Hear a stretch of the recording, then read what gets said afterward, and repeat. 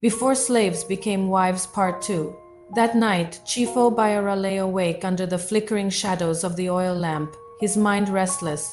It was not common for a man of his status, a chief by appointment, not by royal blood, to own a female slave. That privilege was usually reserved for kings and warlords. Yet the thought of his mother's warm laughter and the scent of her meals filled his chest with longing. He remembered how she and his grandmother had run their household like a small kingdom of peace and abundance. There was always food prepared with love, always a gentle hand to comfort a child. His father never lived with them, only visiting occasionally to provide what was needed. In those days, men's duties ended with provision and planting seeds of lineage. The children, the hearth, the order of the home, those belonged to the women, and men who were chosen to father children for certain households were highly respected, rewarded with land and titles. Chief Obiara wanted that kind of household again, even if the closest thing he could get was a woman bound to serve him.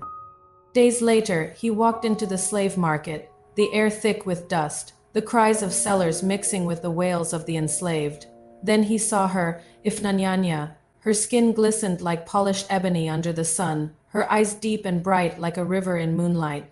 Her face was soft yet strong, framed by thick braids that fell over her shoulders. She could not have been more than 20 seasons old, yet there was a quiet dignity in her posture despite the chains on her wrists. Something in Obiara's chest stirred an unfamiliar pull. He could not explain it, but he knew she was the one. Female slaves, unlike male ones, were never sold outright. They were taken under a 5-year contract, after which their families could reclaim them if they still wanted to. Obiara paid her price, sealing the agreement with cowries and a carved token as proof of ownership.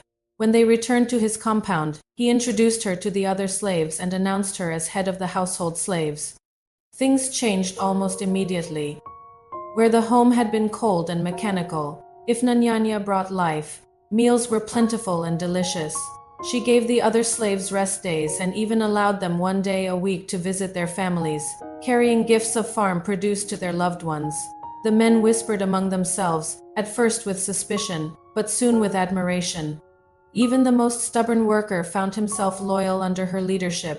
When Obiara returned from his next deployment, the difference was undeniable. His plantations were thriving, the books of record showed profit like never before, and his slaves worked with pride instead of fear. He found himself lingering in the compound more often, drawn to her presence. She reminded him of something he thought he'd lost forever, a home. Years passed. Obiara retired from active duty. His respect for Ifnanyanya deepened, though he never dared name the feeling blooming in his heart. Then, one humid afternoon, as he returned from a meeting with fellow chiefs, he heard strange noises coming from the yam barn. Muffled laughter.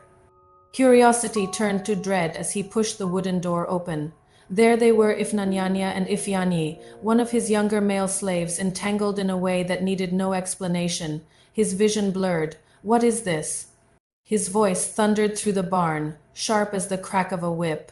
They sprang apart, stammering, eyes wide with terror. "Master."